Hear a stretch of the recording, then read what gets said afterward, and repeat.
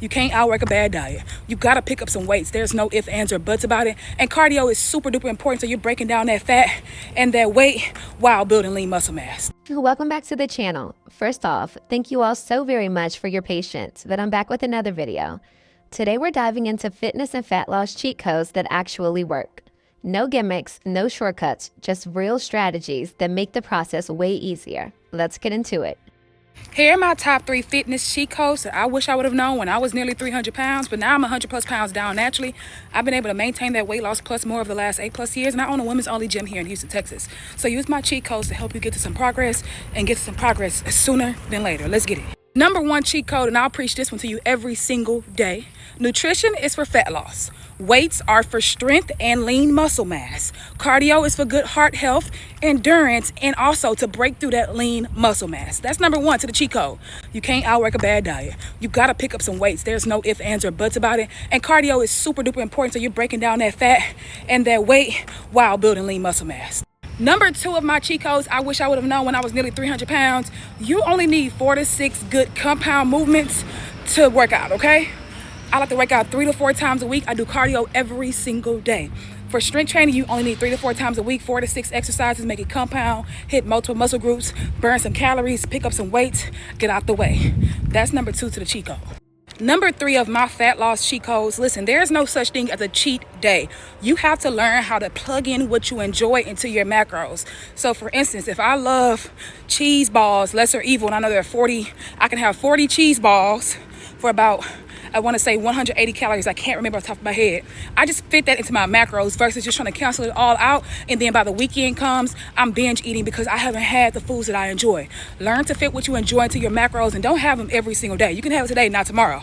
You can have it Wednesday and not Thursday. Like, make it make sense and make the sacrifice, but plug your favorites in so you don't end up binging out at the end of the week. One of the biggest cheat codes when it comes to losing weight that helps me to lose over 30 pounds and help me to stop relying on going on the Stairmaster for hours, going on the treadmill for hours, is getting more active hobbies instead of having only sedentary hobbies, painting, reading, knitting, crocheting. My journey to losing weight, I found that incorporating very active hobbies like playing pickleball, playing tennis, dancing, I've been doing salsa dancing classes, playing basketball. These have tremendously helped me to lose weight where I'm not even thinking about it because I'm burning calories, but I'm having fun at the same time. Hobbies like playing tennis, hobbies like playing pickleball, and the calories isn't the main focus has been such a game changer. Let's start with nutrition because ultimately fat loss is primarily about creating a calorie deficit.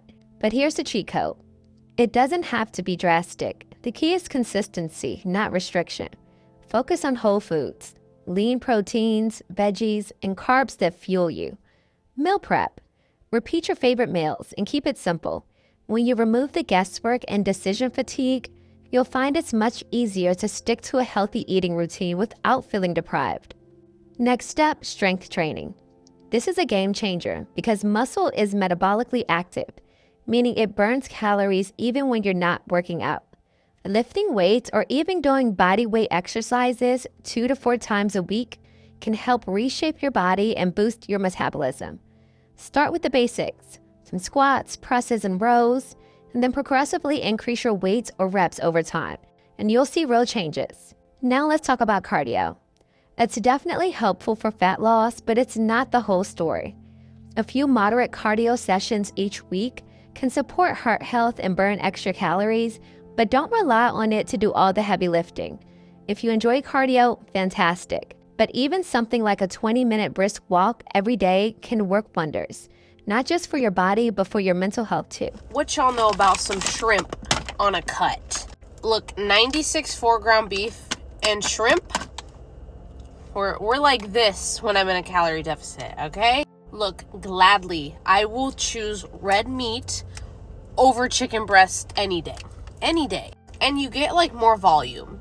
Does it have like a little bit more fat? Yeah, but it's like 4 grams of fat for 4 ounces. Look, you can choose the proteins that you like in a deficit. You know what I'm saying? Like, you don't have to be miserable and force yourself to eat chicken breast all the time. Do I think there's a good place for chicken breast? Yeah, but like if you don't like it, choose something else. You know what I mean? These are weight loss cheat codes you need to avoid. Everyone's looking for the cheat codes to drop the weight fast. We've lost 154 pounds and we're here to tell you which ones are a scam.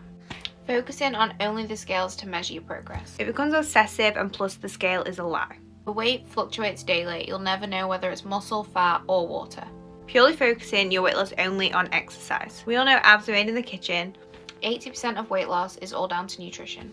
So focus on cleaning that up first. People think I'm crazy when I say I started losing weight once I stopped restricting myself from my favorite foods. I'm talking cookies, I'm talking bread, I'm talking chocolate, literally anything. Once I started allowing those foods, then I was able to lose weight. So here's how. Well, for one, I understood that I can genuinely eat anything that I want and still lose weight. And that the more that I restricted myself from those foods, the more likely I would be to overeat them later. Tell me what's worse, eating 300 calories of my favorite food in the moment or binging on 2,000 calories of my favorite food later on. That's just the nature of restriction, babe. So instead of shooting myself in the foot, I said, okay, I can eat anything and everything, and all I have to do is be conscious and disciplined with my hunger and fullness signals. I made this boundary for myself. If I'm not hungry, I don't eat. If I'm full, I stop eating. This allows me to eat what my body actually needs, aka there's no longer any excess. So the excess weight drops off. I don't have to worry about it.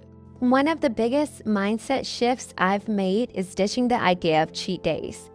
These often lead to a cycle of restriction and guilt. Instead, aim to include foods you love within your regular routine in a balanced way. Want a slice of pizza? Fit it into your calories. Craving some chocolate? Go for it. This approach helps build a sustainable lifestyle rather than a temporary diet that leaves you feeling deprived. Another powerful cheat code is incorporating active hobbies into your routine. Find something you love, like roller skating, dancing, or hiking. When you're having fun, it doesn't feel like exercise at all, but it's a great way to stay active without thinking about it. Movement becomes a part of your life and not a chore. Speaking of making things easier, repetitive meals are a huge hack for consistency. You don't need 20 new recipes every week. Pick a few balanced meals you actually enjoy and stick to them. This cuts down on decision fatigue, and you're way more likely to stay on track when the options are simple and familiar. I used to be overweight, and it wasn't because I was eating a lot of food. It was because I was eating few foods that were very high in calories. For example, I love Chick-fil-A. I still do. But if I would get the regular chicken sandwich, a fry, a drink, and some sauces, that's easily like 1,000 calories. I had a burrito from Chipotle. I looked it up. That's also 1,000 calories. That was like half of my allotment for one day. So if I was only eating 2 meals, that's already 2,000 calories. If you're someone who feels like I don't eat a lot of food, but I still can't seem to lose weight, stop looking at how much you're eating and look at the calories in the foods that you're eating. You'll be surprised, but also realize, okay, this is why I'm not getting results. Some things that'll help you change this is just reduce how much you eat out. Eating out is still fine, but eating more home-cooked meals will help you reduce calories easily. And when you do eat out, go for more lower calorie choices. For example, at Chick-fil-A, they have this egg white grilled breakfast sandwich. It's an English muffin, egg white, cheese, and a grilled chicken patty. It's very good and very low calorie. When you're making food at home, eat more whole foods. These foods tend to be lower in calorie and more nutrient dense, meaning you can eat a lot of them for way less calories. Skinless chicken, fruits, vegetables, whole grains, things like that. You can sell things you enjoy. I'm having this little brownie in the car right now, cookies, chips, things like that. You do want to increase the amount of whole foods that you're eating to balance out your calorie intake, because that's what matters for weight loss. You need to start taking a digestion walk after you eat. Walking for 10 to 20 minutes after you eat, just at a normal pace. You don't have to walk super fast. At a comfortable pace where you can talk, and you can hear yourself, and you're not huffing and puffing. For one, this is going to improve your digestion and help reduce bloating. Just a simple light walk after eating helps your food move through your digestive system faster, so you won't have so much of that heavy stuff feeling. I just got finished eating some amazing pumpkin protein pancakes, and I had a second serving, so I feel really heavy. That recipe is on the way, y'all. It is so good. You guys are going to love it. Number 2, this is the best one. When you walk after you eat, it helps your body use the glucose from your meal as energy instead of storing it in your body as, say it with me class, fats. Yes! If you have like post-meal crashes, if you ever feel like once you eat you feel super tired, this will help you. If you have PCOS, insulin resistance, if you have diabetes, these things, like just a light walk. You can do it outside, you can do it on your walking pad, whatever. It is so helpful. Of course, it's going to support fat loss and your metabolism because it's going to, of course, increase your calorie burn for the day and your insulin sensitivity. It's going to help you with your energy. You're not going to have that itis feeling after you eat. And walking helps your body circulate oxygen, which helps it like maintain its energy level. It's good for your heart. It helps lower blood pressure, cholesterol. Right now I have a ton of emails to answer, and I was about to like sit down at my desk and do it. I'm like, no,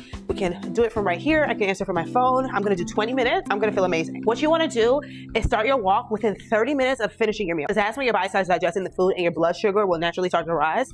If you're not able to do this in the middle of the day, I at least highly encourage you guys, if you're having dinner at home, after After you have your dinner, go on a walk outside. It's gonna help calm you down for bed. This is your sign, boo. Get your walk on. We love it. You want to know one of the things that I learned about weight loss?